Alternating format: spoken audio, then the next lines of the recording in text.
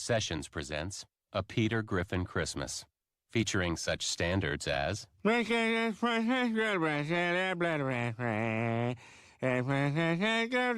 look at the snow in the yard. And who could forget I brought these gifts for you, they're up in my bum. and everyone's favorite La la la la, la la la la, look at the bells, holy crap.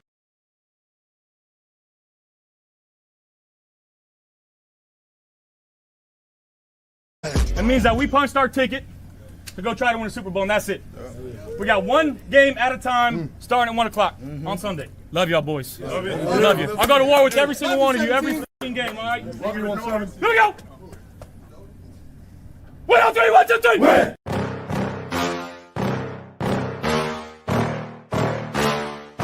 Yeah. Please tell me that I can't, that I won't, that I fail, that I'll never make it out, yeah.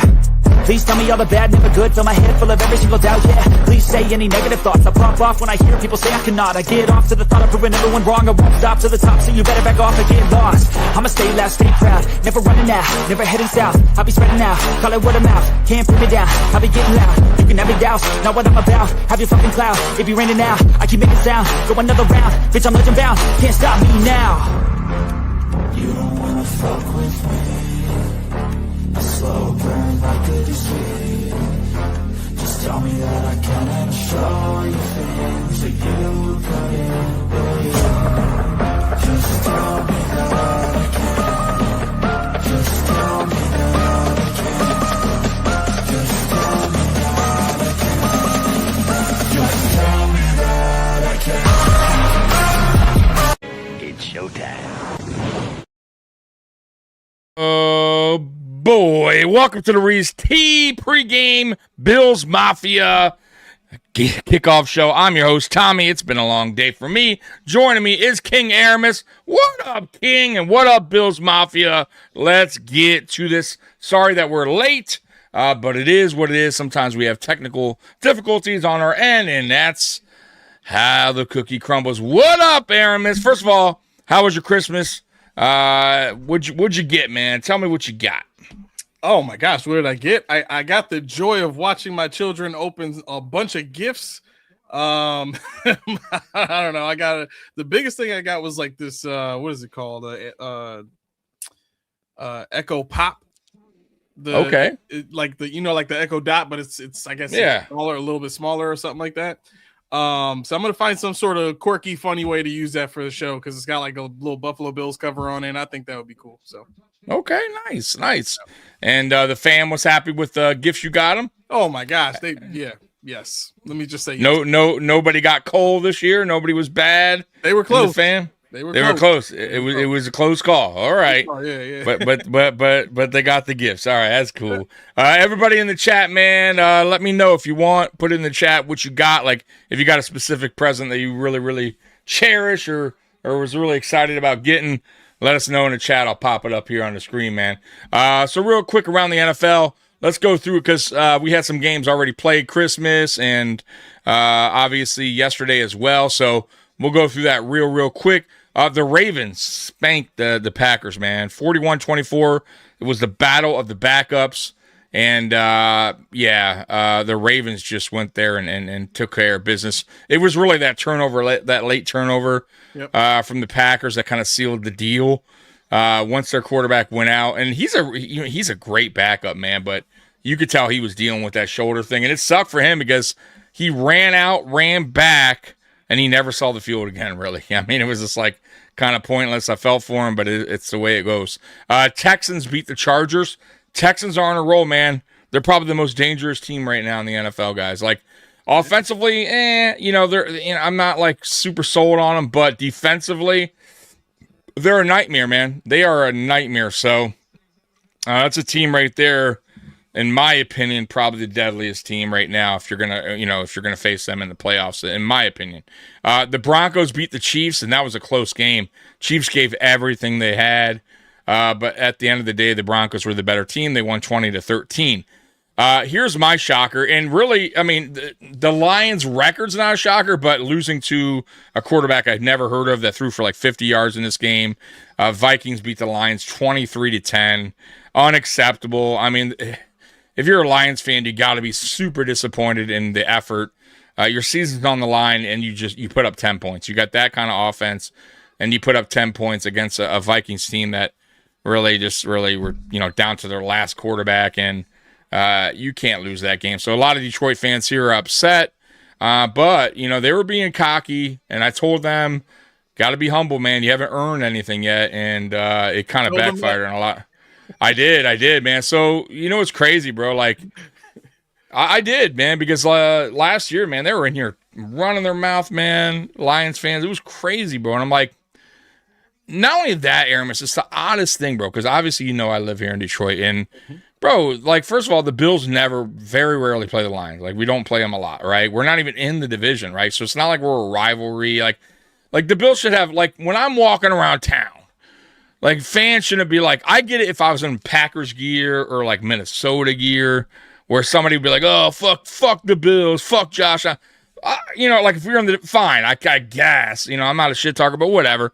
But when they do that to me, I'm like, why are you, I don't even get, why would you be mad at me? I'm not even this. We're not a rivalry. I'm not in your division. Like, so it was a little weird. And they were like this whole thing down here. I don't know if you know it, but they had this goofy Jared Goff chant that they were doing. Jared Goff. It was so annoying and silly and dumb. And then they got cocky, bro, and which was crazy because the Lions, like the Bills, haven't done anything. You haven't proven anything. That's one. Two, you were in this whole, you were in this long stretch of being bad. Like the Bills were 17 years, bad team. Bro, once you get to the point where, we're the Bills, right? We're finally got the quarterback. You finally got the coach. You start to see the progress. Bro, you should be humble knowing where you just came from, right? You should be at least going, okay, you know what? I'm loving what I'm seeing. There's nothing wrong with being confident. There's nothing wrong with being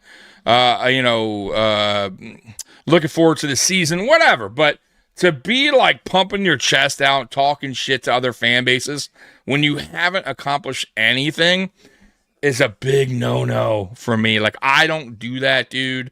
I get being confident. I get, looking forward to your team. I understand. You look at your roster, you're like, bro, yeah. But once again, though, on sheet, yeah, it looks good, but you got to prove it year in, year out. You got to win. You got to also come back with something. I don't do that as a Bills fan. I know my team's good, but we haven't accomplished anything. So I can't really pump my chest out. I can't go into other, YouTube channels Chief, if I'm, which I don't do, but, oh, Bills are going to kick your ass, man. Josh Allen's a fucking it's, what are you going to do about our wide receiver? I don't do that. So, I don't get it. I guess everyone's going to fan how they want to fan Aramis, but going into this season, how I saw the Lions and why I predicted them not to win 10 games, I thought they would win about 9, was because they lost a lot. And I don't think Lions fans truly understood, when you lose both coordinators, you better replace them with coordinators that are damn close. And you better hope that they're going to bring the same energy, the same everything, kind of, at least, right? Because it's going to be different, right? Things are going to be a little different. And then they lost their center, right? I'm not a huge fan of Jared Goff, especially when he's under pressure and he doesn't have a lot of protection. And I just felt like this year was going to be rough. It was a tough division, right? The division's only getting tougher for them.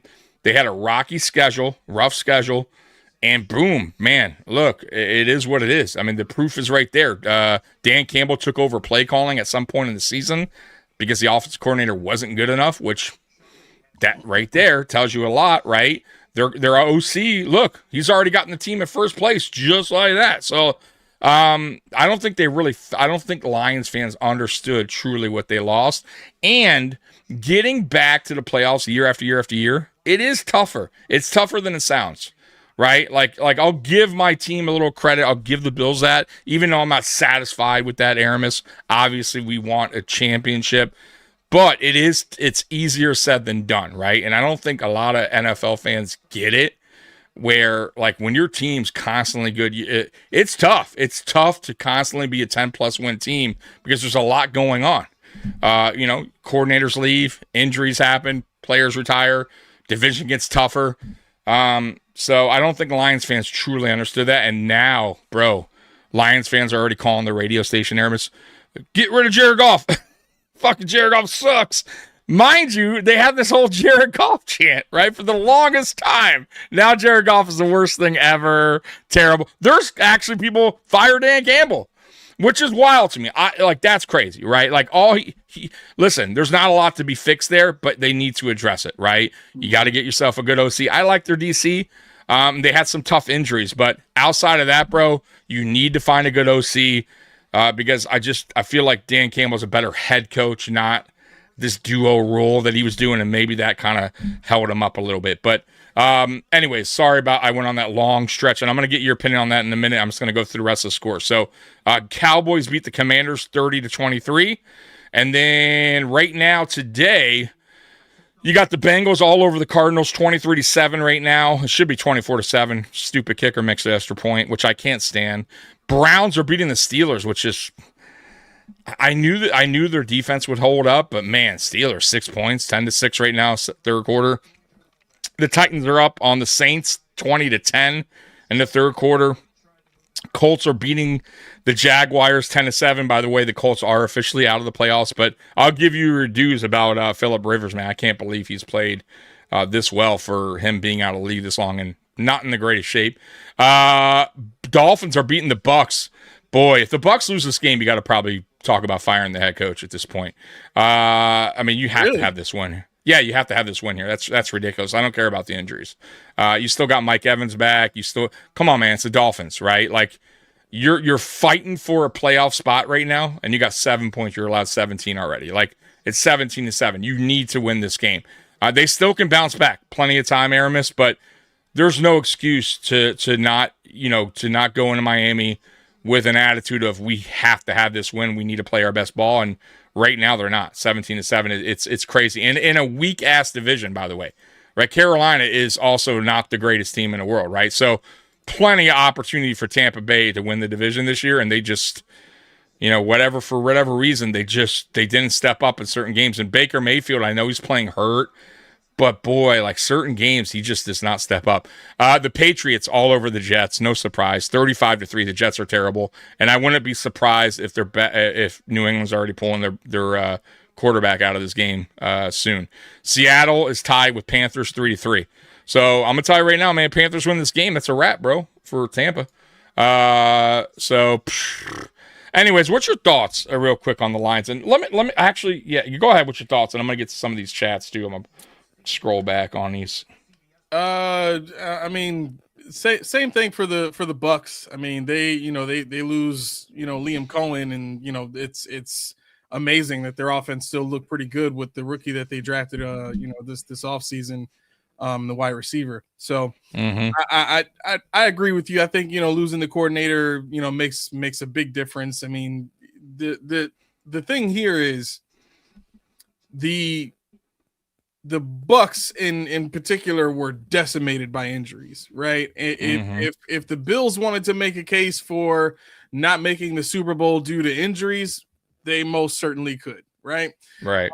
The difference here though is the Bucks, Lions, teams like that have a lot of high-end talent, they don't really experience as many injuries as the Bills have. You know what I mean? So like for the Lions in particular, all of their good players have been playing this season, which was easy to make it very, very clear that the coordinator was the issue.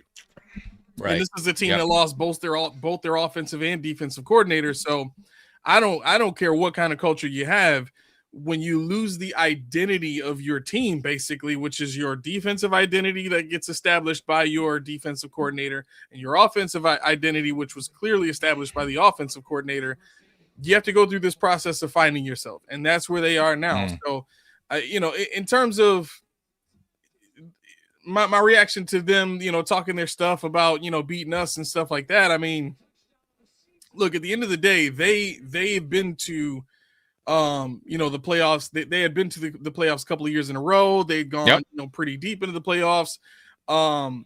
And they I mean, be that as it may, they've really only had a team this good for about 3 years. Like, but that's my point, Aramis. I get what I'm saying. So, right. What kind of stuff were we talking in 2021? I wasn't. But that's what I'm saying. I wasn't. A lot of people. You might not have, but there were a lot of Bills fans talking stuff in 2021. But I didn't say it wasn't just.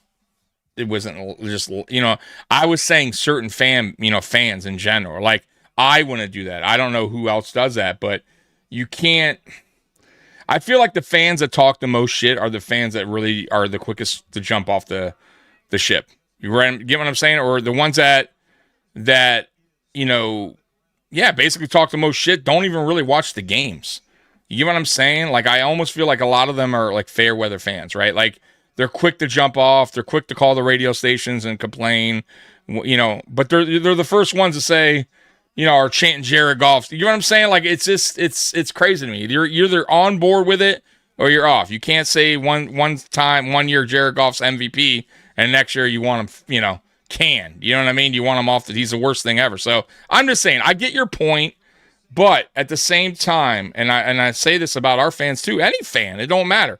And unless you've been there, done that, like, for instance, the Chiefs, they have every right to puff their chest out. It doesn't matter, right? They have that right. They can come in here and say, "Barrow, you guys suck. We handle you guys every time." What can I say? I can't say nothing to that, right? Like, I mean, the proof is there. But I'm just saying, when Lions fans or any fans, Minnesota fans are talking about, like, it's silly because, bro, karma's a bitch. Sometimes that comes back to you. And I feel like Lions fans now are understanding that, yeah, you have a good team, but sometimes, bro, things can go sour. Sometimes things can go wrong, and you're sitting there looking dumb. I would just be careful how I flip that switch, because the way that you've described your perception, my question would be, do you know for sure that the same people that were cheering on Jared Goff are the same exact people that are calling for his head now? You know what I'm saying? Yeah, I do, because I know some. Okay, well, are you talking about like radio show hosts and stuff, or no? I'm talking about people like, remember, I work in for a while I worked in a sports bar. Yeah. And I deal with people that go in there and you'll get the people. It's crazy to me when you, like, that's why I'll be honest with you guys. That's why I don't go to like sports bars or around random people and watch games, because you get the craziest comments right away. Like, I remember one year, like, it was like their second year, and they were already talking about Fire Dan Campbell, like people in the bar.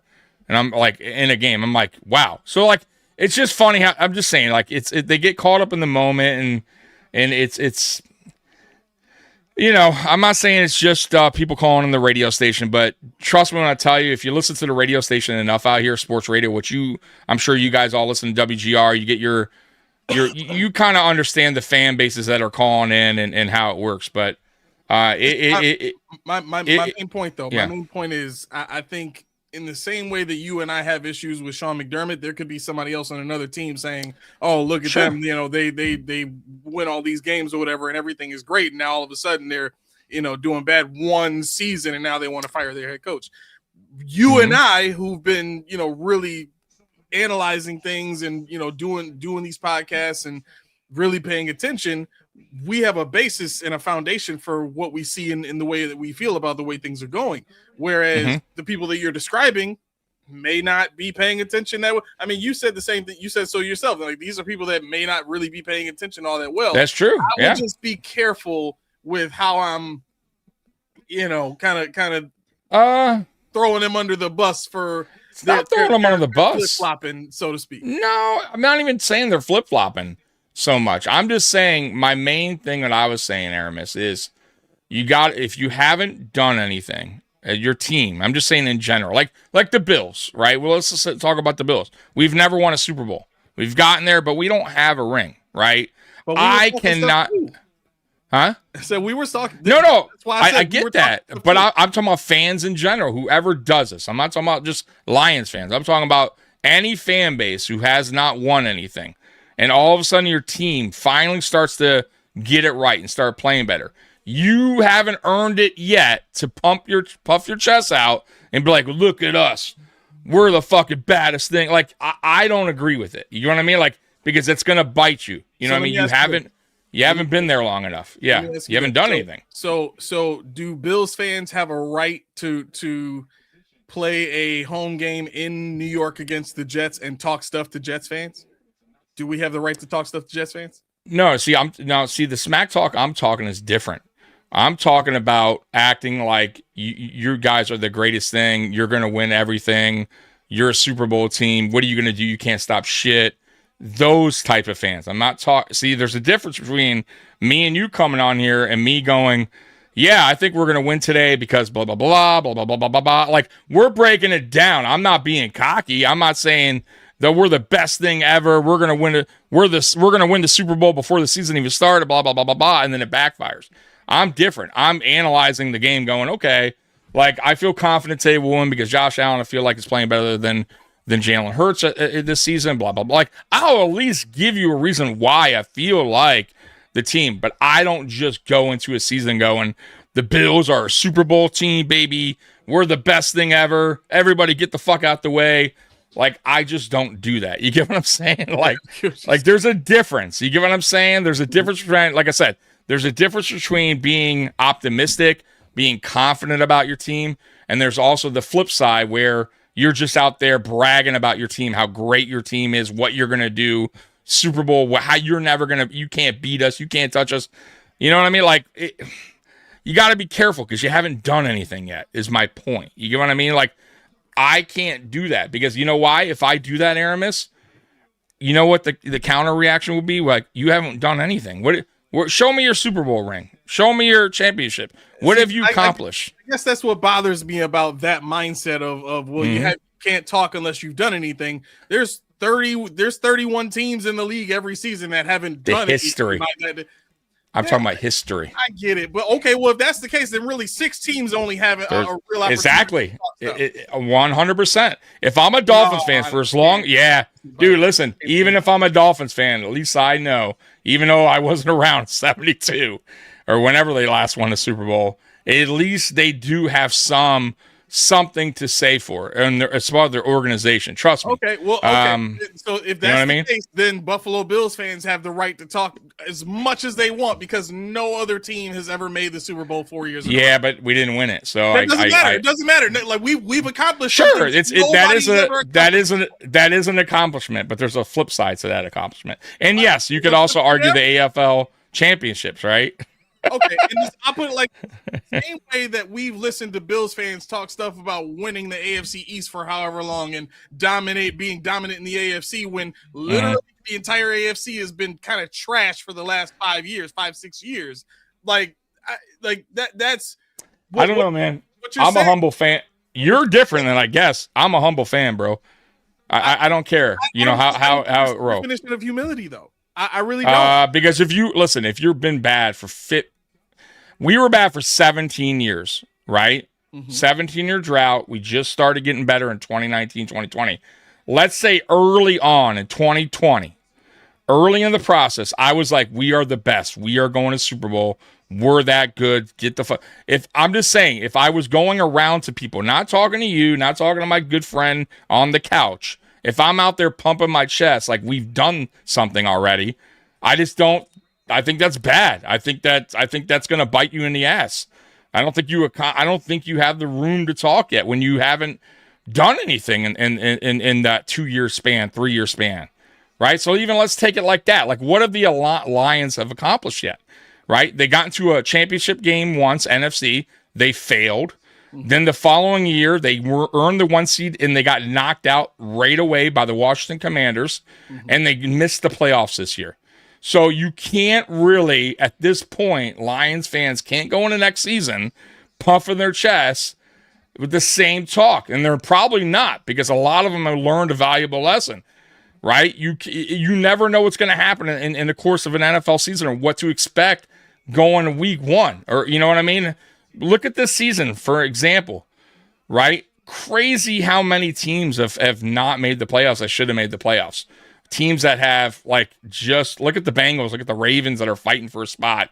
Look at the Chiefs. Now, the only difference is the Chiefs, they've won Super Bowls. They've been to Super Bowls almost every year. So having a bad year is not a big deal. But for the Bills, for the Lions, like, yeah, dude, like, no. Like, so you can't puff your chest for that. You can't. There's a big difference between confidence and hubris, right? Yeah, I agree. Here's the other part that goes in line with that. If I'm a boxer and I get interviewed and they ask me if I think I'm going to win this game, I'm not going to leave any doubt that I am going to win this match, right? Yes. Why? Because I have confidence in myself and in my game plan going into this fight that I'm going to do exactly what I set out to do, which is to win and to be dominant, right? So correct. For Bills fans or for any fans, if they see their team behaving in that way that gives them confidence, confidence is different, though. No, it's that's not. different. It is. What you're doing is 100%. post-conceptual. It's post-conceptualized criticism. Aramis, so all right, do you go around then? Okay, let me ask you this, son. Sure. So confidence is different. If I go into a bar and somebody asks me, I sit down, and a Chiefs fan asks me, "How do you think your Bills will do this season?" And I go, "Yeah, I think we'll do pretty good, man. We got Josh Allen. We've been a 10+ win team."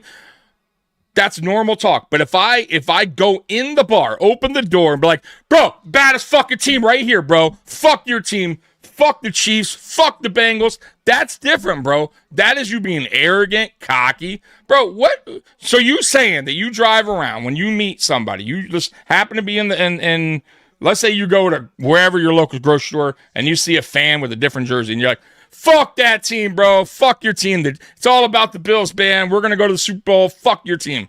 That, to me, is way over the top, bro. Way over the top. Yeah, but that's cocky. That's arrogant. Oh, see, that's a big difference. That's the misconception there for you. Okay, all right. Well, then we're gonna have to agree to disagree on that one, bro. You're criticizing the delivery of confidence, is what you're doing. By saying it's over the top, you're criticizing how people express their confidence. I'm so serious. Like that. If we're being okay, so fine. But you're telling me, did it? All right. So when you do that and it doesn't work out, then what? You just ate it, right? You just look like no. You were wrong. Yeah, absolutely wrong. But what have you accomplished though? Like what? Okay, so let's say the Bills lost in the last 5-6 years doesn't mean that they should just shut up. They were still a great team. They were still a team that was the Super Bowl. Dude. There's a big difference between being confident and there's a big difference between going around talking mad shit to people about how great your team is. That's a big. I'm sorry. That's obnoxious. It's overboard. You know what I mean? There's still. They have the right to do anything they want. There's still confidence in that. You're saying don't have confidence then, basically. No, that's not. There's a difference. There's a big difference. Because I'll tell you a perfect example. People come in here and talk mad shit pregame. We've had it a million times, and you know this because you've been in here pregame. Yep. And I invite these people back every fucking time, right? They come in here, you all suck.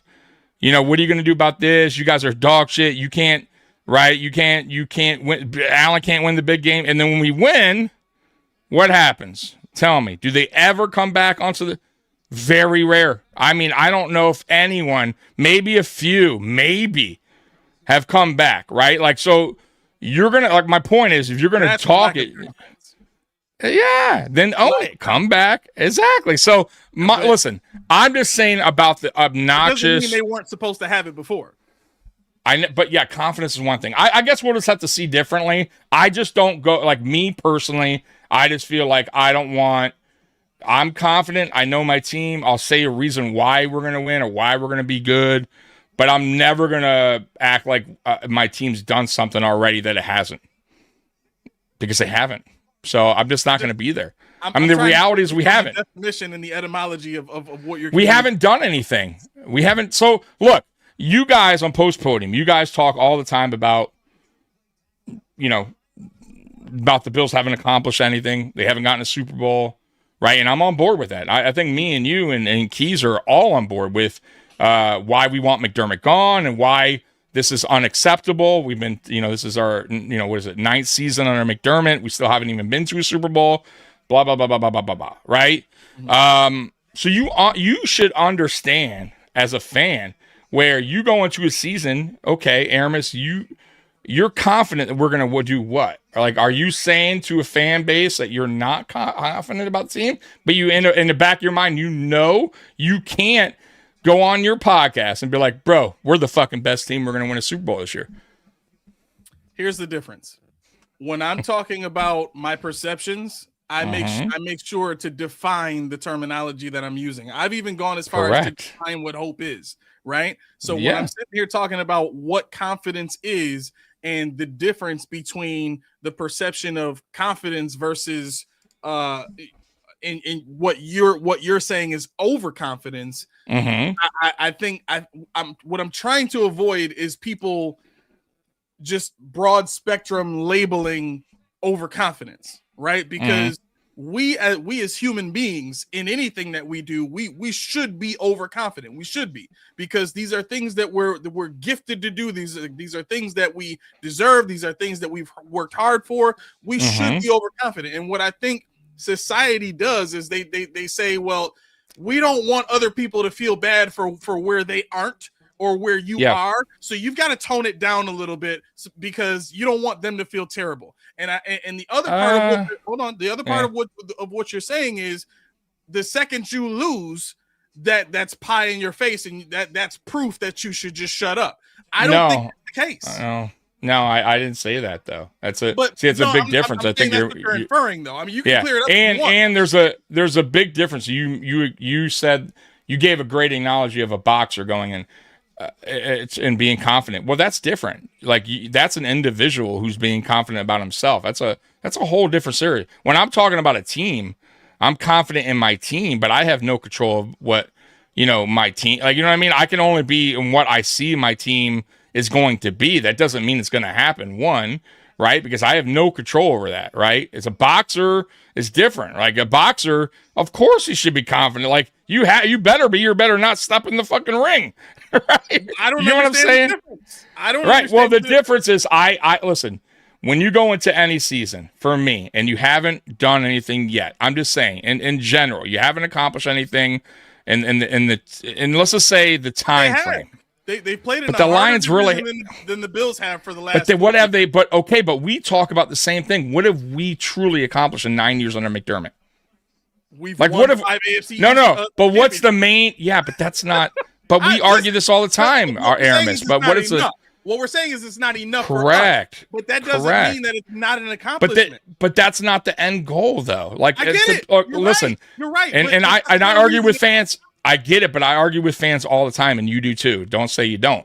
The main goal of any team, professional team, baseball, football, anything, right? College football. It's not to go into the season going, we're at playoffs. Like, your goal every year should be one thing, and that's a championship. Correct? Correct. I mean, I have to agree to that. Because if we don't, then we're back to square one where we're going, hey, McDermott's fine. It's getting us to the playoffs. It's great. Because then, okay, I could be the most cocky guy in the world and be like, bro, my fucking team's playoff team every fucking year.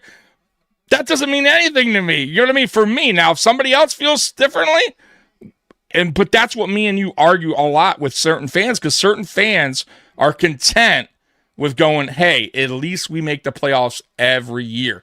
And for me, my argument is, if that's the best you want, and that's great. Look, fan how you want to fan, but I always say I want more because we haven't gotten one yet, right? So I can't be this every year guy going, out there fucking running around my mouth saying we're the best thing ever when we haven't done anything yet. Like, the main goal is the championship. If I want to run my mouth that we're a playoff team, sure. But what is that going to do for me, Aramis? What is that really going to do? You know what I mean? I guess that's my point. Like, what does that do for me? Like, that we're a playoff team, that makes me happy. Like, I want a championship. No. I want a championship, bro. Part of fandom for most people. I get what you're saying, and I've had to accept this myself. I think we But part of being a fan is the enjoyment of the process. It's the enjoyment of something to cheer for that has a chance on Sundays. I became a fan during the drought, so believe me when I say I understand their desire to be that type of fan and to have that confidence. And this is why I understand what the Lions are going through, because we never had nothing. They've never had nothing. So when they get a little bit of success, they just want to live it up. They want to enjoy it. They want to sound nothing wrong with all that, these though. other people that they've been listening to talk. Ain't nothing wrong with that. Well, that's what ain't I'm nothing saying. wrown with it. That's all I'm saying. But you gotta be, but you gotta be real careful how. Wrong with it. Fan how you find, but I'm just saying you got to be real careful on how you. At least for me, because it will come back at you. I mean, I'm just being honest with you. You know what I mean? Like, if you don't, my point is, if it don't happen, you don't wind up being successful. Like at the end of this, like you know what I mean? What happened to them this season to no, but I'm not using it for this season, but I'm just saying in general, you got to be careful on how what you do. I'm just saying for me, you know what I mean? Like I'm just not doing that personally. And for me, dude, like I'm confident in my team. I always am. But at the end of the day, like I'm not going to go out there and run my mouth in other people's chat rooms that are different fan bases. And, bro, like, and you, maybe you don't or know this, but when the Bills lose the game, let's say we lose a playoff game, we'll have like, Dolphin fans in here and we'll have Bengals fans and teams that haven't done anything talking their shit. You guys suck. Allen's won and done. Like Allen can't win the bit. So from a fan bases that haven't, you know what I'm saying? Like, but because they just love the misery, right? Like, and I can't, and I'm not that guy. I'm not going to go into somebody else's and just start talking shit about another team's fan. Yeah, I just don't do it, man. I for me, it doesn't do anything for me. I haven't done it. Like the Bills haven't accomplished anything for me to even be able to, run my mouth like that. I guess is my point. You know what I mean? And Lions fans out here, bro, it's wild. Like they were the most humble people for a long, long time, bro. And then all of a sudden, I don't know what happened. I guess you started winning a couple years and it's different. But bro, it's crazy how they flip too. And I'm sure it would happen out here. I'm not saying it when it happened in Buffalo. Let's say Buffalo lost. Let's say they didn't make the playoffs this year. Like I'm sure fan bases will be calling about some bullshit about Josh Allen, right? You never know. I mean, just saying, you never know. So I kind of get where you're going. I understand your point. I guess there's a gray area there maybe that I'm talking about, but fan how you want to fan. I just feel like at the same time, man, you got to kind of have something to show for it, to have something, you know, to pump your chest about. I don't know. But anyways, let's get to the game in hand. We were on a good roll there. We talked for about the Lions for 40 minutes. I don't think there's people that you know liked it very much, but I think most people. No, that's all right. That's all right. Listen, it is, guys. We got on a funny conversation. It is what it is. Sorry about that. Hey, you guys are still my peeps, man. Sometimes these conversations need to be had, though. Aramis made some great points, and I love it, man. I love a good debate, and I love that everybody sees things differently. I'm just never been that kind of guy. I don't think Aramis. I don't believe you are. I don't think you'd go around telling people go fuck yourselves. You know, if you're wearing a different jersey. I don't see you at that, but maybe you are. Like you're like Aramis driving his car, he rolls his window down, sees an Arizona Cardinals jersey. Fuck the Cardinals. The guy's like, what the fuck? Yeah, right. What did I do? I'm just trying to get some groceries today. Yeah, right, dude. We don't even play you, bro. It was so funny that I say that because I swear to God, Aramis, I'd wear my Bills hats at the bar, and then there'll be like some guy like, "Fuck Josh Allen." I'm like, why? You're a fucking Lions fan. That's why. Right? You fuck the Bills. I hope you fucking lose. I'm like, why? What did we do to you? You know what I mean? Like, and bro, I was always like rooting for the Lions too, and it just was like, maybe that's what pissed me off. Maybe that's the real deal. Fuck you, Lions fans. Yeah. Maybe. Anyways, but yeah, look. At the end of the day, though, that's a good team. They got hella players. I do like their head coach. They do need to correct some stuff, and it starts with the coordinator. And then they'll be okay. They'll be back in the playoffs, but I do think, though, that certain Lions fans aren't going to be as up as they were. Trust me. And I also think Jared Goff is a guy that they need to figure out the solution there with that, too, because I don't think he's the long-term answer. I think he's good for now, but they got to find a backup real soon through the draft, and I think they thought that was with Hooker. I think they thought that might have been him, but it turned out they were wrong. They wound up releasing him. So let's get around the league, and then we're going to get into our game because, man, we were on this subject way too long. Sorry, guys. I appreciate you guys sticking around. Actually, let me get to some of the chat. I don't think I've gotten to one chat. Roy in here saying, you are the man. Aramis is on point. Fuck Tommy, he said. And he said that, but like in a low, he said it here. It's not in the chat though, but it's like low key, like hidden in the chat. Aramis is on point 100. And then right here, you can't really see it, but it says, fuck Tommy. It was really right up under that 100 there? Yeah, right underneath the really tiny letter. So thanks a lot, Roy. Eagles 24-20. Barkley would get over 100 yards. Boy, where's the confidence, Roy? Pump your chest out for this. Yeah, my God, here comes the bots. Not enough, Roy. Yeah, come on, Roy. What kind of smack talk is that? Oh my God! If the Steelers lose to the Browns and Baltimore beats Pitt next week, yeah, and we don't match well, I don't think, against the Baltimore Ravens. Even though the Ravens are, we've beaten the Ravens a few times in the playoffs. That is I don't know, man. That's that game there, but it is what it is, man. I don't care. Bring it on. Whoever we play, it is what it is. But I much prefer the Steelers if I had my choice. But yeah, Steelers are losing right now, 10-6, man, and I still think they can win this game, though.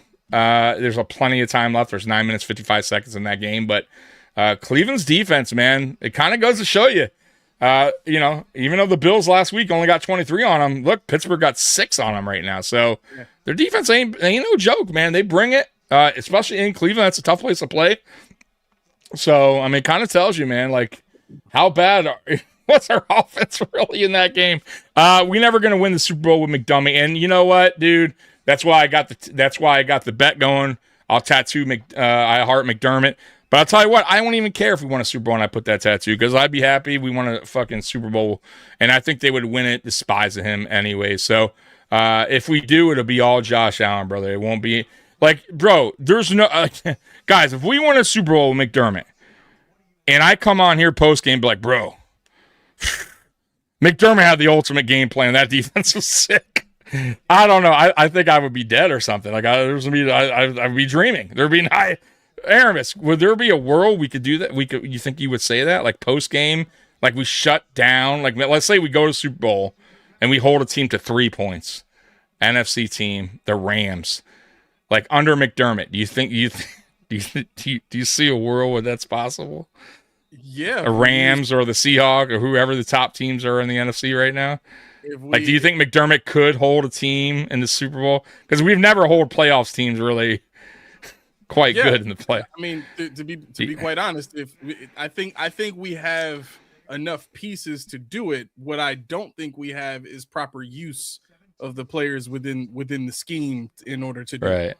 I think in the same way that we've seen this team score, 30 and 40 points this season, they have the ability to do it. It's just the scheme that we play in, for some reason, doesn't allow that to happen on a consistent basis. So I wouldn't be surprised if I saw it.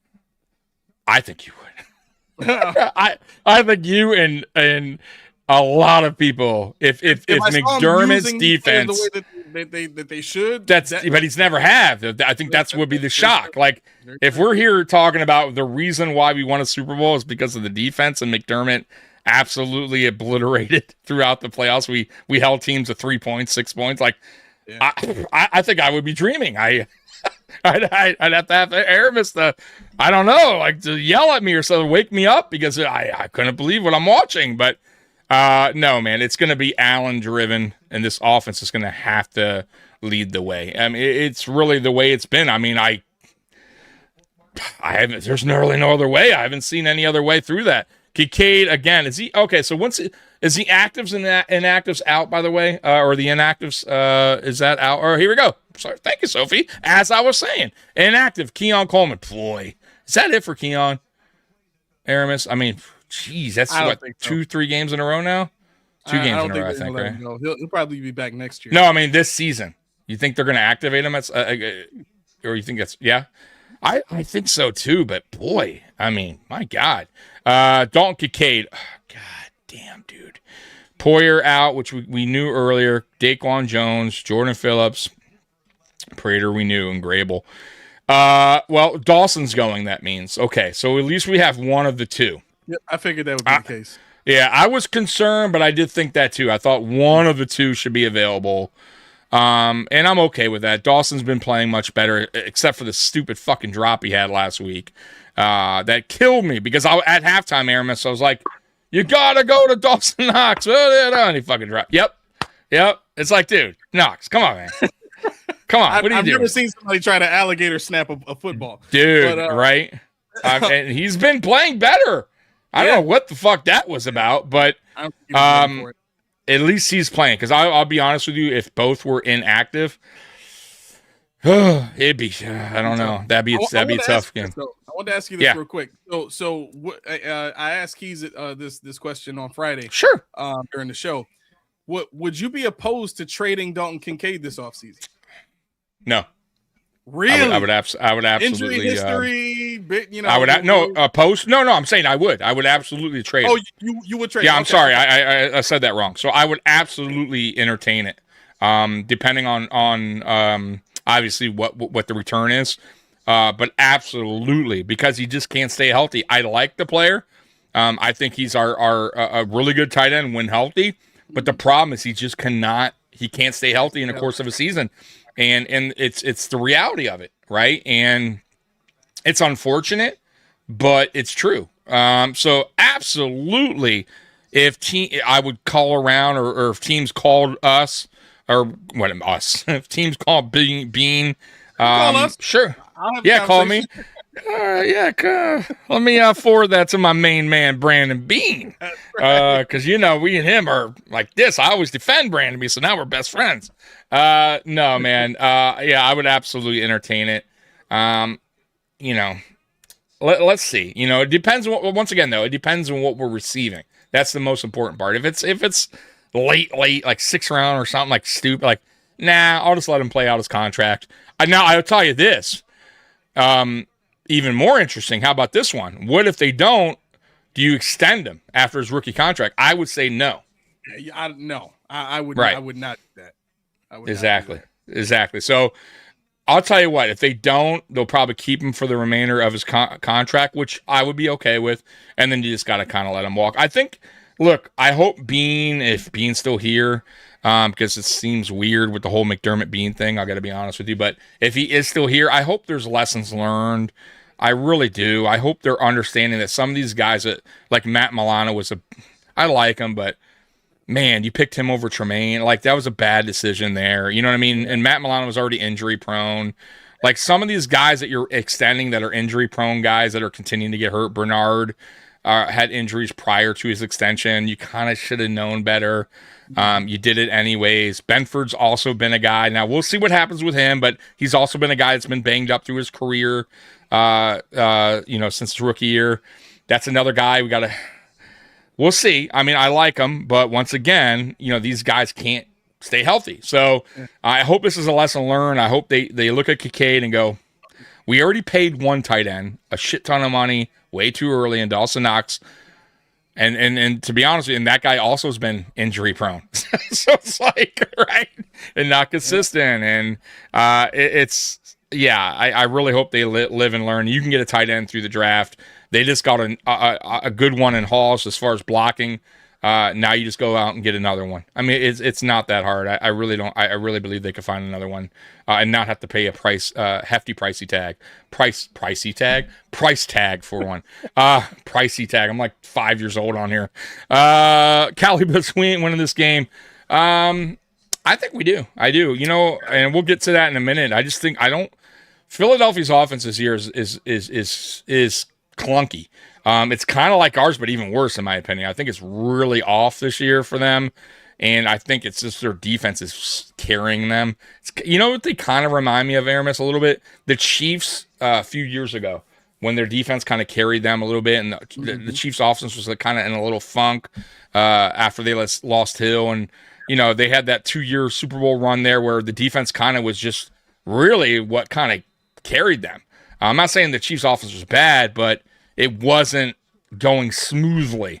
But when you have a defense like Philly does, it can carry you. And that's one thing that really hasn't been our, thing here. Like, it sucks. I wish our defense could carry us more often, but it just hasn't been the case. You know what I mean? Yeah. And Philly has players, man, on defense. We just got a bunch of, I would say, good players, but a lot of our key players aren't on the field when they should be. They're often injured, which doesn't help. Patriots destroying the Jets, unreal. Not unreal. That's exactly what was going to happen. The Patriots they probably benched all their starters too. Tommy talking like somebody hurt his feelings. Absolutely, everybody hurts my feelings every day. I cry and you guys don't know. I shut the lights off in this room and I just sit in the corner there and I just cry all day. That's a bad spot, man. Yeah, dude. I just sit over there and I just get in my own feelings, man, and then I just wake up and then I'm okay again. Why? It's a subject matter. Listen, man, subject for every subject matter. Someone shit on Tommy's Cheerios. No, and I don't eat Cheerios. I eat Fruity Pebbles and all, sugar cereal. So, and you better not do that. Don't mess with my cereal, bro. I'm picky about my cereal. Then we'll be fighting. I won't be on here yelling at you. Let's go Buffalo. Let's do it. If the Ravens get in the playoffs and we lose to them, fire McDoofus. That's a new one, McDoofus. I like that one immediately, yeah. and they won't by that. And I said this, and I'm gonna stick to this. McDermott's gonna get another extension, folks, at the end of the 2026 season. Mark it down. I bet you, nut and honey, because his contract ends at the end of 2027, and I promise you, Bagula does not want to do the whole coaching search thing again. He's happy with McDermott. Money's coming in, brand new stadium. He's going to want McDermott here through that process. So there's no way in hell that McDermott is leaving after 2027. I can't see it happening. So I expect another 3 to 4 year deal for McDermott. Bean is a whole different subject, guys. I have no idea what's going to happen there. That could come to an end after the season. I'll be real with you. It just seems a little off between those two. So we'll find out what happens between them two. Why does this matter? It doesn't. I don't even know what matters, but nothing matters. I think if Sean is smart, he won't do that, though. Honestly. Get rid of Bean? No, that'd be a bad decision because, listen, if he does, what he'll do is, and I know Keys likes Gray, and he has confidence in him, but he'll treat Gray just like he... Yeah, but he'll treat him just like Bean, and there's going to be no different. Yep. And then what's going to happen is Keys is going to be like, damn, what happened to Terrence Gray? Why isn't he doing this? Because, well... you know what? Maybe that needs to happen so that Key can finally just focus his attention on Sean McDermott. Because he's trying to find every reason to not do so. And it's like, dude, oh my God. Like, you have to realize that the GM is not really allowed to do his job the way he wants. Correct. Like, we have to admit that. We have to be willing to admit that. Correct. Look at that. Me and Aramis on the same page. We can eventually get there. We started off rocky on the show, but we got back on track, babe. We're back on track. Dude, listen, me and Mikey say the same thing.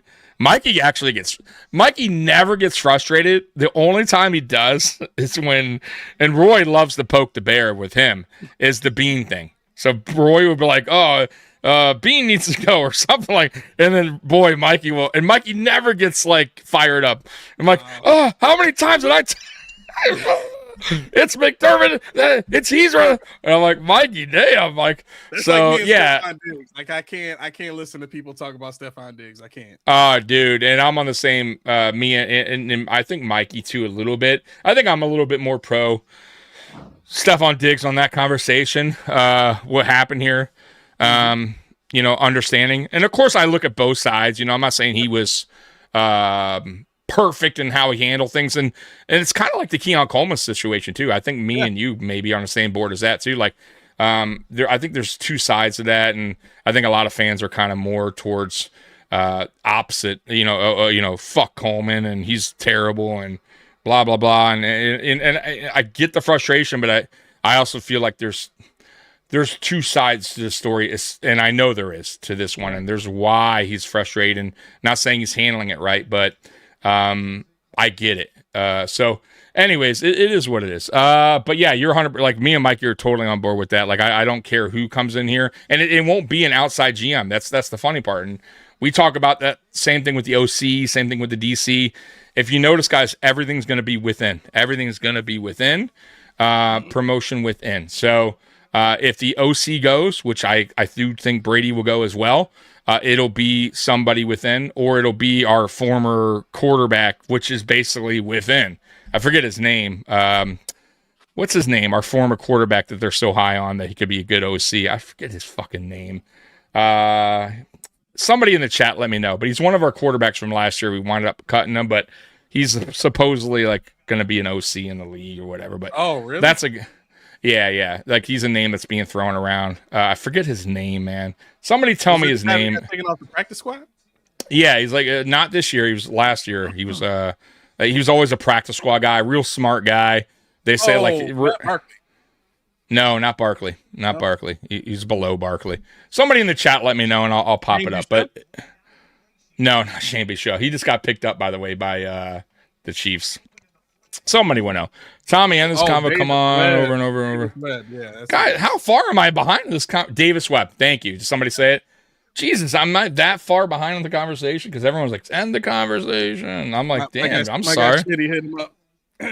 Goodness gracious. All right. I'm trying to catch up, guys. I apologize. Bernard sucks. I can't stand Terrell Bernard. Jeez. What this year taught us is that blockbuster trades for superstars is not the way to chase a title. Michael Parsons. See, I don't agree with that either, and I'll tell you why. Because Micah got hurt. You can't really predict injuries. Sauce, same thing. Can't predict injuries. And really, to be fair, like, even when we signed Von Miller, I mean, if he didn't get hurt that year, he was on pace to have 10+ sacks. So, like, that's why I don't really hate that signing. And I know a lot of Bills fans are like, oh, fucking Von Miller, terrible signing. Like, it really wasn't. It was just bad timing, guys. It happens, man. So, when it's injuries that kind of derail a trade, or what a player did, I'm not going to go there with that because it's just part of football, and it's shitty part of football. But NFL's brutal, and it happens, right? Like, so, and really, look at Green Bay's defense now. It's not as explosive without Michael Parsons. So, if he's not injured, who knows what they do? You know what I mean? Because that defense was carrying Green Bay, because Green Bay is kind of similar to Philly this year. Offense clunky, right? But their defense was carrying them, right? Keeping them around, keeping them in games, and they would win some close battles because their defense kind of kept them in that range. But now, and they just got another guy that got injured in that game. I think he got carted off. Like, it's not going well for Green Bay right now, and that was their strong point. So I'm not necessarily on. I get, look, and everyone could have their own opinion on that, but if it's injury, once again, I don't think we can really go there. Now, if it's a guy that just didn't play well, underperformed, yeah, I'll buy into that. I'll at least into that. Right. Hey, I actually got Fruity Pebbles the other day. Good stuff. The game is on regular TV. It's on, by the way, it's on a ton of TV over here too for me, so I don't have to stream it. I'll be watching it in live time. Let's see here. Jets were never winning today. Yeah, we know that. They currently have the 4th first round pick. They're tanking, by the way, which I don't even know if they're tanking. They're just a bad team, but they're definitely not trying their hardest to win. Put it that way. Yeah, they got a ton of picks, by the way. But it's how you better draft right, because that don't mean shit. Yep. They've had tons of picks before, and they still are a shitty team. So clearly, you got to draft right. You can have all the picks in the world. If you get the wrong guys in the house, that don't mean shit. Hey, whatever, guys, you get to my comment. Hey, and look at that, Ariel, getting to your comment. I was hoping you each weigh in on thoughts on Stephon Diggs. All right, now you're just being a funny guy. What percent milk? Hey, look at these questions. We're not even talking Bills talk. What time is it right now? What time is it? 3:10? Oh, 3:30. We got time. So look, you know what, the milk thing, it's interesting to me. As a kid, whole milk all the time. Like, that was all I had in the house. Like, whatever. That's all I didn't even know there was different milks when I was a kid. It was always whole milk. Yeah. But as I got older, I have no idea why, but I thought whole milk was disgusting. Like, it was just too thick. So now, fat-free milk for me, or 1%. Like, that's where I'm at. And it's not about losing weight, because clearly I'm fat. Like, I could care less about my weight. Us, right? But I just don't. I think it's just too heavy, right? Like, even chocolate milk. Like, when I'm at like a grocery store and I get chocolate milk, I have to get the one that is either fat-free or 1%. I can't do the whole milk one. It's too. I don't know. It's just. But as a kid, it's just too heavy. And as a kid, though, no problem. Loved it. Didn't even know there was a difference. Had no idea there was anything different than. I thought it was all milk was milk. Yes, Davis Webb. Thank you. So, yeah, that's the milk I use. Fat-free, man. I actually didn't have a choice. When I was younger, I had a really bad allergy to like a lot of dairy products at one time. So, like, if at any point today I had milk, I couldn't have any other dairy products the rest of the day, or I'd have, like, severe hay fever and my face would explode, snot and tears and puffy eyes, all kind of stuff. Yeah, it was bad. Oh, that's not good. Oh, that sucks, dude. Yeah, I never had it like that. I just didn't. When I got older, I didn't like the taste. So, but yeah, Davis Webb and Josh would be good together. But I would want a more experienced play caller. But you're not going to get it. You're not going to get it. That's right. Sorry. Yeah, sorry. Yeah, that's it. Listen, man, Sean doesn't want anyone in here that's coming in, undermining him. Right. Yep. It's not going to happen. Right. Like, the day that happens, that guy's going to get fired. The day that anyone speaks up, he's gone. Right. That's why I found it funny, because you kind of see Brady almost wanting to, like, on his press conference when he was like, he's tried a couple of times. Yeah. When he was like, what is it? Trick play, or what do you say? It was cute. Yeah. Cute play calling. Yeah. Well, he said, what? Like, so you could kind of, like I said, you could see, I think he's just staying in line for it because he knows he's probably gone after this year. Like, he's going to get offers, he's going to leave, because it's just, I almost feel like, and look, I'm not the biggest Brady fan. I still think he has a lot of work to do, as far as his craft goes, but I do feel like he's being held back a little bit. And that sucks for him. And I feel like wherever he goes next, it's going to be a place where he can feel more free to coach the way he wants to coach, whether that's head coaching or back to being OC somewhere else. But that's how I feel, and I could be totally wrong. I'm not in that room, but reading that and I haven't read chapter 2 yet, but that Tyler Dunn article is unbelievable. And I definitely would suggest you guys at least take the opportunity and read some of it. Jumbo Jets are going to be Jumbo Jets. Yeah, they're so bad, bro. Screw promoting coordinators from within. They're not. And I'll tell you that's definitely not happening. Dable and McDermott do not get along at all. I think now they're kind of like whatever. I think they let it go, but they are not on the same page. They're not friends. They're not kicking back and having drinks together anytime soon. Like, that is, they are not friends. Tommy, you're not fat. No, I'm fat. Tommy, you are insulting your core, or I'm fat. You're insulating your core organs for cold weather. I am. But look, I own it. It's funny because some people don't own it. They get upset. Dude, I never get upset. I'll have people on, you're fat. And I'm like, I know. I'm not trying to hide it, man. Right, dude. Like, what are you like? You think you're insulting me? Like, dude, I earned this. Like, I fucking eat. dude, right? Like, I made this happen, bro. Like, you know what I mean? And, I wasn't born fat. Like, I choose to order an 18-inch large, meatish pizza. You know what I mean? I choose to eat 2 a.m. Fruity Pebble cereal before I go to bed. You know what I mean? Like, that's my choice. So yeah, I own it and I love it. And the day that I say, then the day I'll change. Anyways, no, wait, New Dungeon. No. That's old, but I didn't really dial into the article. I only read bits and pieces. But I work now at on-site, and I have so much time on my hands. So I had time finally to actually read the first chapter, because it's a lot, guys. It's a lot of it's a long it's a long piece. So but it was really interesting. I found it fascinating. McDermott reminds me so much of Dan Reeves. Dan Reeves hated the Shanahan and Elway were so close. McDermott did not like how Dable and Allen were so close. Possibly. It's possible. I just started getting into that Elway thing. I got a little bit into it. I haven't really gotten, I think I'm maybe halfway through. So I'll definitely finish that, because I know Elway and Reeves weren't on the same page. Reeves wanted old school running. Like, he's kind of like a McDermott style head coach. The 1970s style head coach, which run, physical run. Play defense, work long drives. Like, that was Dan Reeves, 100%. So, McDermott has, for some reason, that's the way he coaches. That's what he wants. I just don't know if that necessarily fits in this kind of new age or new style football. I mean, maybe. I think if you have a dominant defense like Houston, I think you can get away with that more. What do you think about that? Like, if to kind of go back to like traditional 70s, 80s, run really heavy, work the clock, long drives. Like, how do you feel that works, Aramis? Do you think you have to have a dominating defense for that to hold up? No.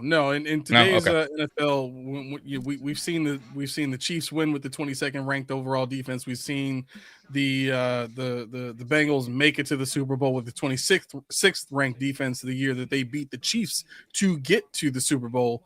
So I think that's outdated. I think the NFL in general has taken the teeth out of NFL defenses, and the fact that we see, the level of dominant defense that we do in today's day and age is a strong testament to, the teams that have focused on putting that together and their ability to find those players and put those types of defenses together. But I will say this, if you're really paying attention, the teams that do that are usually teams that don't have a quarterback.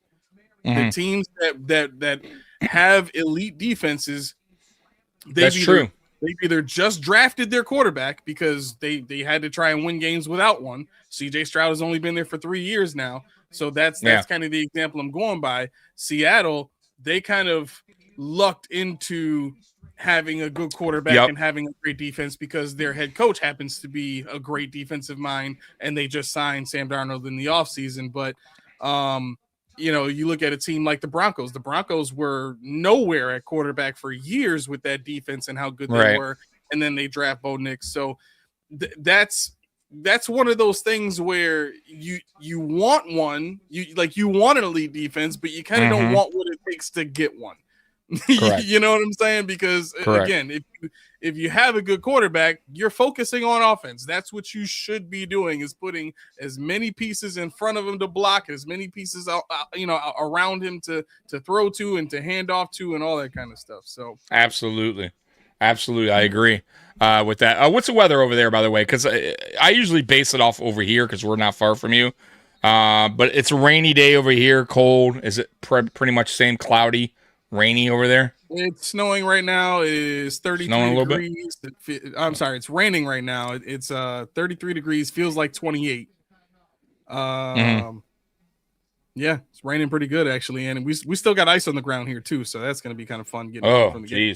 And it's windy a little bit. It's a little windy. Let me see. Yep. Usually windy over there. Okay.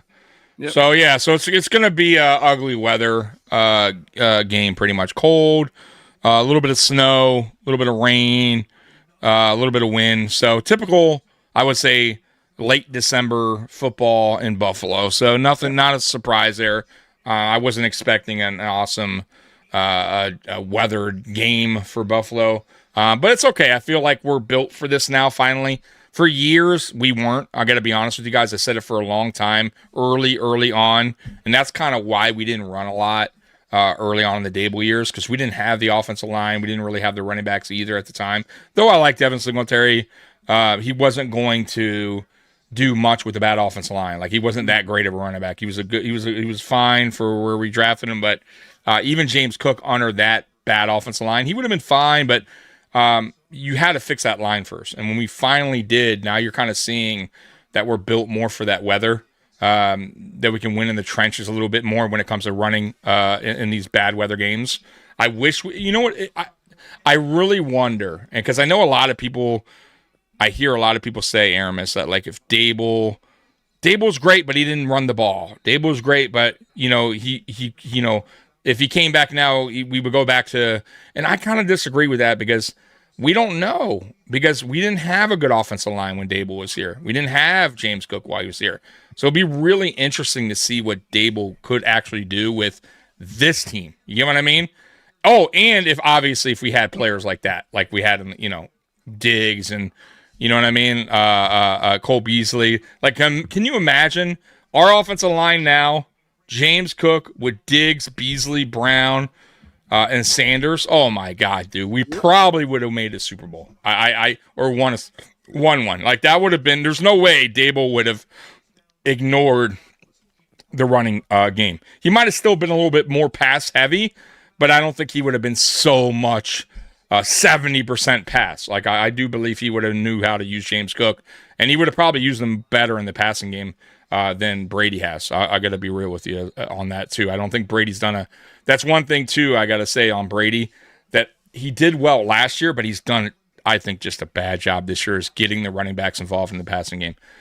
Got to do that. Funny that Elway won a Super Bowl. Yeah, but you know what? That Denver team was stacked, bro. And they had a defense. And defense. They were stacked across the board. Elway was a little older, but he still had game. He had a hell of a running back. He had good offensive line. Like, bro, that good tight end. That good defense was solid. Like, they were just stacked. That was a good, whoever that GM was, put together a great team, right? Kind of like Dallas when they won back-to-back. Those years Dallas won, man, nobody was beating Dallas. I don't give a fuck. They I don't care what AFC team went besides us. It wasn't happening, man. Because if you think about it, Aramis, our 90s Bills teams, that 4-year stretch that we did to the Super Bowls, bro, we were stacked. I mean, like, let's be real. Oh, yeah. Offensively, defensively, like, we beat everybody. Like, people hated us, but we were stacked in the AFC. Like, but unfortunately, bro, Dallas was stacked, right? And Washington, the 1 year, it was just a magical stat. Bro, for whatever reason, that was a great team. You know what I mean? So the only Super Bowl we had a chance was the Giants, and we blew it. That was the only one that I could say that all the ones I watched where I'm like, you know what? We should have won that. We were a better team, and we just let it slip away. So we should have won, folks, and we don't, unfortunately. And that's what happens. But yeah, those Cowboys team, that Denver team, bro, even the Chiefs, got to give them credit. I think they won back-to-back, right? Not too long ago. Like, that's tough to do, bro. Damn, if the Ravens win the division, the Bills not. Yeah, and I think the Steelers just lost. We're going to go around the league real quick, actually. So, Bengals, 37-14. Obviously, that game's over. 1 minute, 50 seconds left. Steelers down to the Browns, 13-6. However, they're driving. Steelers have the ball. They're at the 50. And a touchdown, touchdown will tie that thing up, man. Yeah, absolutely. So, and if they go for 2-point conversion, they win the game. So, I don't think they do. They probably go into overtime if they score a touchdown, but we'll see what happens there. But interesting. It's not over yet. 2nd and 10 at the 50, by the way. Saints and Titans are, 27-26. That is a dogfight. 4 minutes, 50 seconds to go. Meaningless game, but man, that's probably a fun game to watch. Whoever's watching that, if you're a Saints or Titans fan. Jaguars are beating the Colts right now, 20-17. Too bad for the Colts, Aramis. I know I agree with you on they were a dangerous team if they got in, and but when you're it's just too many losses in a row, and then obviously losing your quarterback that was. I wasn't the biggest Daniel Jones fan, but he was playing really well this season, and that hurts him. They just had too much to overcome, and it is what it is. They'll be back, though. They'll be back. That's a good team. I think they'll they'll get it together. But anyways, Jaguars are beating them right now, 20-17. 3 minutes to go. It's not over. Buccaneers are losing to the Dolphins 20-10. Dolphins have the ball 4th and 4 at Tampa Bay 39. So not looking good for Tampa. I mean, they take a miracle right there. Patriots are winning 42-10. Obviously, that game's over. Minute 56. Seattle all over Panthers 27-10. Boy, that game got out of hand because that game was close. It was 3-3 at halftime. And yeah, now they're down 17. So see what happens with that game, but that one's pretty much over. And that's it. That's your update real quick on that. So real quick, the Steelers have now gotten down inside the 10-yard line. They are, I think they're at the 6 with 29 seconds left on the clock. So they're pretty close to scoring. Pretty close to. Oof. Okay. So we'll keep an eye on that. We have time. It is 3:50. Yeah, we're on here for another 15 minutes. So let's keep an eye on that while we're talking. But yeah, Pittsburgh is driving. Yeah, I just saw that to the tight end. What was that? Faramuth, I think. I believe it was. Yeah. So let's see what happens here. But looking like this game could go into overtime. Pittsburgh, listen, man, don't fuck around. If you're a Pittsburgh fan, you don't want to have that game looming down to Week 18 versus the Ravens, because the Ravens are right now, man. They're playing, even though they lost the other day to New England, which they shouldn't have, by the way. Poor coaching job by pulling Henry out. I don't have no idea what he was thinking. But that was odd, right? Odd. I have no idea what Harbaugh was doing there. Tommy Boy, let's go. What up, Jimmy? What's the over for Barkley yard? That's a great question. What do you think, man? What is the over on Barkley? I think it's under 100 today. I think with the rain, Wow. I think the Bills kind of understand what the weather is going to do to the passing game of the Eagles. And I think they also have confidence in their ability to cover these receivers. So I'm looking for Barkley to be 80, 90 yards, somewhere around there. I mean, I could be wrong, but I think, if I'm the Bills and Shaq Thompson is starting, I go all out to stop that run game and force them into long, down and distance and passing situations. And teams have been able to do that this season. I mean, the Eagles have really focused in on running the ball more lately, like in the last 6 weeks or so. But that doesn't mean that they've been, just dominant doing that the whole entire time. Like if you watch some of those games, it's taken them until like third, fourth quarter to like really get over 100 yards with Barkley. And I got Barkley on my fantasy team, so trust me, I've been watching. So you got him slightly under 100? All right. Geez, this is a tough one. Because Barkley hasn't had like this great year. He hasn't had a bad year either, but it's our run defense is so bad, bro. He only has 3 games this season of over 100 I know. yards. That's the part where I'm like torn, because it isn't his best year. Their offensive line isn't, and by the way, their tush push is starting to get defenses are starting to get a hang of it. So, it's tough, man. I think Shaq Thompson's back for this game, by the way. So that's a help. I believe I saw him, walking in. They had a video of him walking to the stadium. Yeah. I believe he will play today. So that's a plus. Golly, man. I'm going to go he does. I'm going to go slightly over. He'll have like 100, 110. I do. It's tough, man. Only because our run defense is horrible. So it wouldn't shock me if he has like a big run. You know what I mean? Like a 40-yard, run, and maybe a 25-yard, and then the rest is just, throughout mixture of the game. But I think he does pick up one big run in this game, probably a 40-yard, something like that. It looks like Cleveland won, huh? Yep, Cleveland won. Wow. Hold it out. So Pittsburgh blew it, man. So it's going to come down to Week 18. Where are they playing? Baltimore or Pittsburgh? I think Pittsburgh, right? I think the game is in Pittsburgh, yeah. Man, oh man. And the question is, will Lamar play in that game? That is a big question, man. That is interesting. But man, talk about a Steelers team who had an opportunity against a bad Browns team.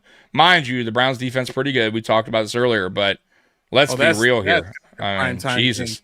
They don't even That has have to a time be. for that. Yeah. Yeah. Well, I don't think there's any times yet, right? For all the games. I think they're all TBDs right now, right? Or I could be wrong on that. For yeah. Week 18? Last time I checked, yeah, I think they were all TBDs, but I think, unless they adjusted it. But look, Cleveland scored 13 points here. I know their defense is good, but come on, Pittsburgh. You know what I mean? Like, come on, man.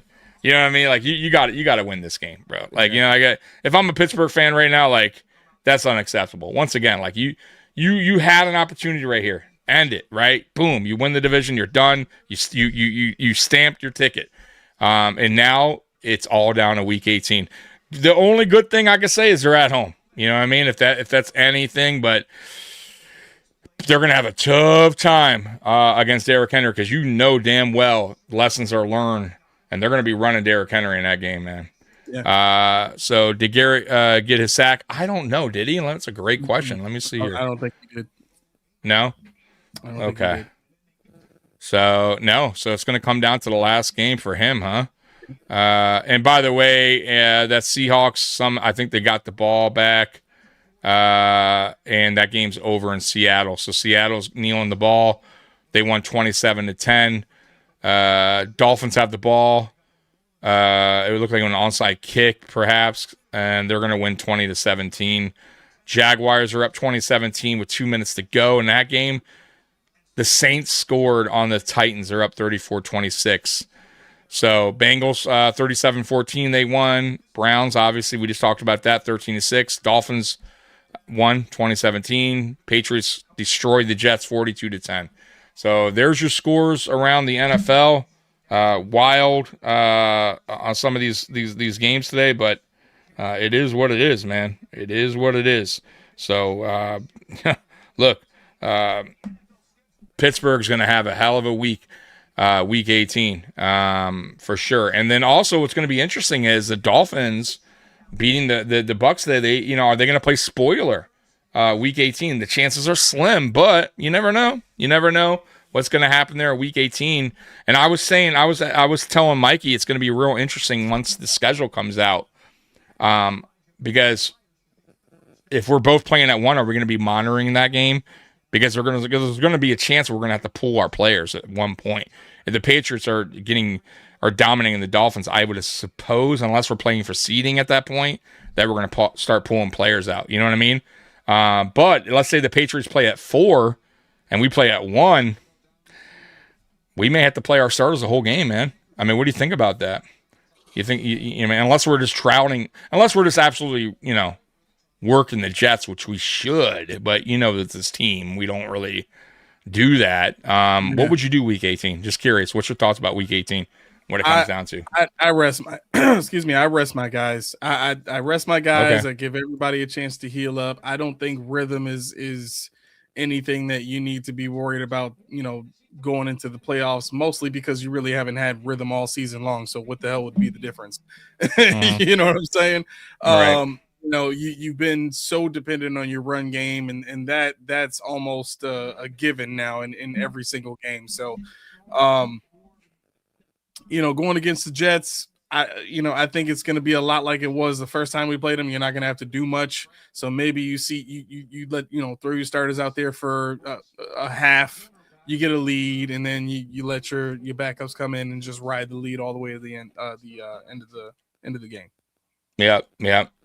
Well, I'm with you in a way. We'll see what happens. I'm curious what they do. Maybe they just jump on the Jets early, and do that to start pulling guys out earlier, especially Josh Allen. Like, he's the one guy. I was even saying this game. Me and Mikey brung up. And we'll talk about this game now because it is, what time is it? It's about 4:00, and we're going to get out of here in about 15 minutes. I was thinking they should rest Joey Bosa the rest of the way, because that's the one guy you sign really for the playoffs. So let's be real. Like, Joey Bosa is the one guy that you want to be at 100%, right? Or at least on the defensive side. And you just signed Matthew Judon. I'm not saying he's had this great year this year. However, you might as well see what you got in him. Yeah. And for me, I would definitely call him up I don't know. Did they? I don't think they did, right? They didn't do it this game. I didn't see that they called him up from the practice squad. So I would definitely do it next week. Bring him up, call him up, and I would sit Bosa. I really would. There's no point of having Bosa out there against the Jets. Get Matthew Judon, see what you got in him. Get him familiar with the defense anyways if you're going to use him in the playoffs. And start resting him. Same with some of our other key players like Benford. There's no reason for him to be out there.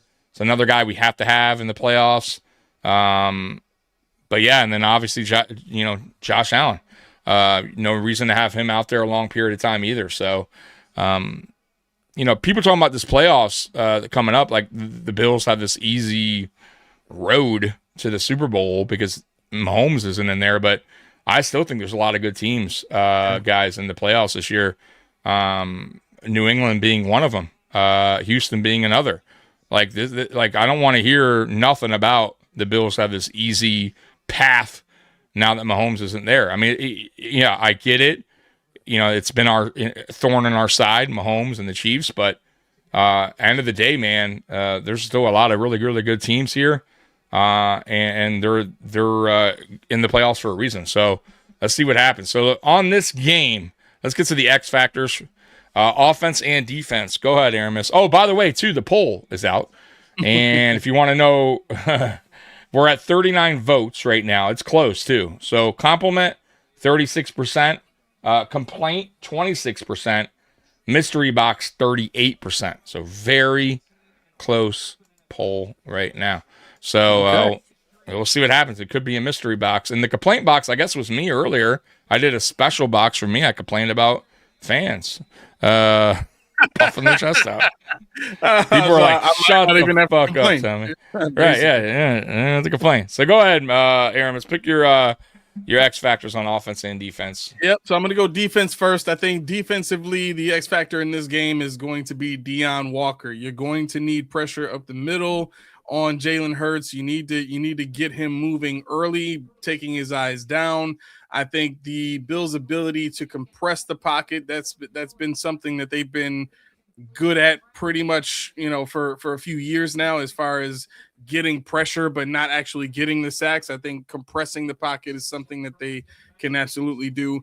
But I think more so in the run game for Deion Walker, he's going to have to get, use some of that quick twitch to get in the backfield and cause Barkley to shift and go horizontal instead of vertical, and I think the Bills can rally from the outside fast enough to get hands on Barkley and get him down to really stop the run game. I think that's going to be the biggest focus in this game. So Deion Walker is my defensive X factor.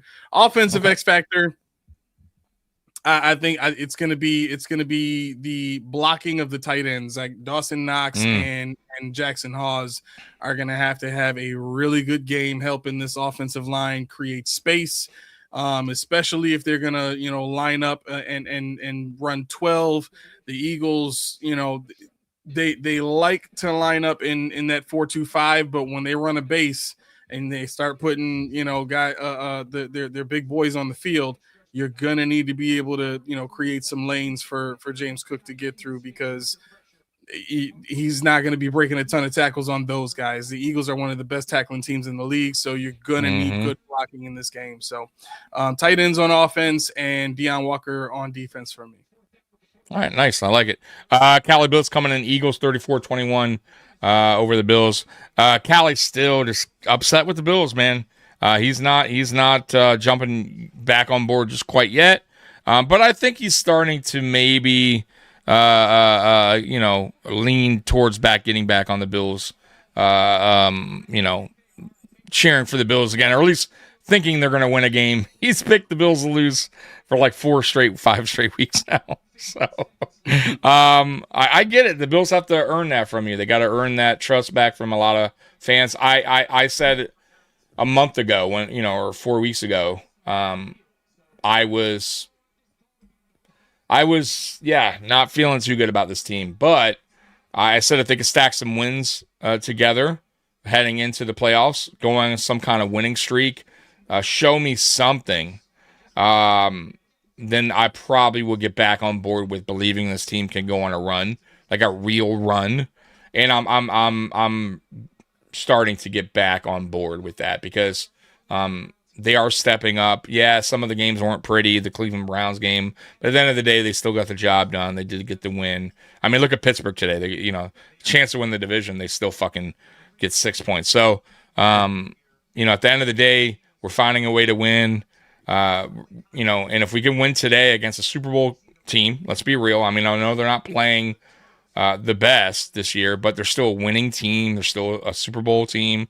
If they can get the job done today, it's going to say a lot about this team, at least going forward. The momentum. I'm a big believer in momentum, building your confidence back up. I think we kind of lost it a little bit there in the middle of the season. So I think this team, they could start, if they could continue to stack these wins up, and we only have 2 more games going into the playoffs, man, yeah, I'm going to feel much better. And I think a lot of you guys will. I really do. At least, the confidence that this team can maybe perhaps do something, which means go to a Super Bowl, right? So they got to show me something. And I think for me, Aramis, I feel like lately they have been showing me a little bit more. So I'm okay with that. I'm done with the receiver talk. I think it is what it is, guys. I understand the frustration. I understand the worriness of it.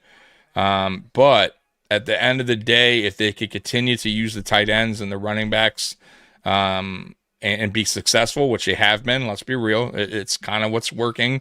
I'm okay with that. It is what it is. Worry about the receivers in the offseason.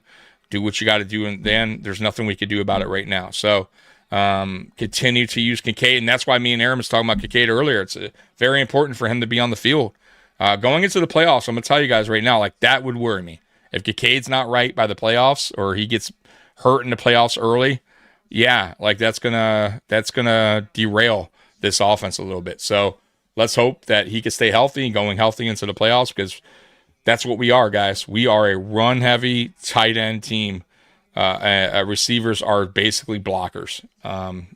That's what they are. They're blockers. So, yep. But anyways, 34-17. Cali Blitz has the Eagles winning. Bills linebackers need to step up. They should rest Bernard. They should have put Bernard on the PUP or injury IR earlier, in my opinion. I know they needed him in a way, but I think they should have figured something else out. He's hurting the team more than he's helping. He's hurting himself more by being out there. It's I think that's on McDermott and coaching staff for putting him out there. It's not good. Like, I don't like it. You're also hurting his career, really. I mean, playing injured, like it's just, and you could tell as one of his press conferences, they had interviewed him after a game, and he looked like a guy that was defeated. Like he knows that he's out there and he can't do what he wants to do, and that has to suck for an athlete. So, yeah, there's no reason for him to get that dude healthy, man. Bills' number one priority should be no injuries. Yeah, absolutely. Show anything special on either side of the ball. It is 4:10, so I'm going to get to my X factors on offense and defense. So, defense, I'm going to go with golly. I'm going to go defensive line as a whole, man. They got to do better. They really do. They have to, because this game's going to be a run-heavy game, I think, on both sides, or both teams, right? I think they're going to try to, get Barkley involved early and often, test our defense out quickly. So that defensive line has to set the tone early on. You set the tone early on, you make Jalen Hurts beat you through the air, I'll take that. The way he's been playing this year, turnovers, and I'm good with that. But if they get tested early and they can't stop the run, we're in for a long game. It really will be. So we'll see what happens. So that's defense. Offensively, I want to say James Cook, because I do think James Cook will have a decent game, but I don't think it's going to be his best game either. Philadelphia's defensive line is stacked, bro. That's a really good defense. I think their goal here is they're going to try to contain their run game as best they can. They know Kincaid is out. They're going to force us to beat us through, beat them through the air. So I'm going to go Dawson Knox. I have to. I can't go a receiver because every time I pick one, they disappoint me. They don't step up. They haven't. it is what it is. So I'm going to go Dawson Knox here. He makes up for the drop touchdown pass last week. And my score prediction, I'm going to go, God, shitty weather too, man. I had it 30-24 Bills, but because of the weather, no Kincaid, I did say I might have changed my score prediction. So I'm going to go lower. I'm going to go 26-21 Buffalo. 26-21. I think it's a close game. It could go, honestly, guys, get either way. I mean, I could see the Eagles beating us. I can.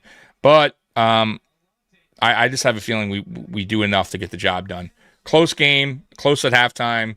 It could come down to whoever has the ball last as well. So 26-21 Buffalo. What you got on the score prediction? I'm going to go 30-28 Bills. I think, even with the weather, it's too easy for these teams to pop a big play, here and there and just put up numbers. And realistically, we're talking about, one touchdown per quarter. I think that's totally doable. So I think, even with the weather, I think we're going to see, somewhere in those high 20s. But I do think it's going to be like a field goal game, basically. But I got the Bills winning this one. What's your score prediction on that? I'm sorry, I missed it. 30-28. Ooh, okay. So almost what I had it initially, which was 30-24. So very close. I'm with that. I mean, I wouldn't. That's possible. Red. Yeah, we're wearing the red uniforms today. So I like the red uniforms. I think they're pretty good. By the way, next week we're wearing the old school throwback red helmets. So I can't wait to see that, man. I can't. Yeah, wait. That's pretty cool too, man. I wish they would bring it back just in general. I mean, I don't understand what the problem is. What's the hold up there? So I've set it up on Madden with the red helmet and the jerseys that they have now. It looks really good. It looks tight, right? Yeah, if they go with the 90s, just the blue stripe in the middle with the white, on the sides. Yeah, it looks great. It really looks good. I don't get why they wouldn't. I just don't get what the hold up is. I don't know why it's such a big deal not to have the red helmet. I just don't get it, but whatever. All right. So guys, we are going to get out of here. It is almost 4:15. So we'll play a couple Real Men of Genius. We'll get out of here. Sorry that the show started off a little clunky. It is what it is, man. Sometimes you get into conversations and I'm not sorry at all, man. Let's see here. Let's get into some of these. Man, the Titans and the Saints game is coming down to the wire too, by the way. Let's see here. Not that means anything, but I always like games like that. All right, here we go. Last one. Here we go. Bud Light presents Real Men of Genius. Real Men of Genius. Today we salute you, Mr. Boneless Buffalo Wing Inventor. Mr. Boneless Buffalo Wing Inventor. How do you improve upon a meat that is breaded, buttered, double fried, and dipped in blue cheese dressing? Remove the only part that doesn't contain fat. Don't need no stick and bone. Gone now is the race to eat the drumsticks first, leaving the wings for the other poor suckers. Hands off my drummies. Is it leg? Is it wing? Is it rear end? Now every chunk is as identical as it is indistinguishable. Hope I'm not eating rear end. So crack open an ice cold Bud Light Boneless Wing Mastermind, because we don't have a bone to pick with you. Mr. Boneless Buffalo Wing Inventor. By the way, they suck. give me bone and wings every time, bro. Like, I just that's like almost like a chicken nugget, man. I'm good. If I want chicken nuggets, I'll go get chicken nuggets from McDonald's. I don't get it. I just don't. That's not a wing. Sometimes you don't want to have to tussle with a bone, I like drumsticks, though. I know a lot of people are on the fence with that. I just prefer drumstick. I don't know, man. It's just easier. They're done well. Like if they're done right and they're not like super dry inside and they're sauced up really good, boneless wings can be an amazing thing. But I mean, I'm good with either one. I don't understand those who hate one or the other. Yeah, I mean, listen. I'm like obviously I've had boneless wings, but to me, at least the ones I've had, way too like overcooked, crunchy, it's too much breading. Like that's a chicken tender. It's a chicken tender cut up, man. It's not. All right, here we go. Last one. We'll get out of here. Bud Light presents Real Men of Genius.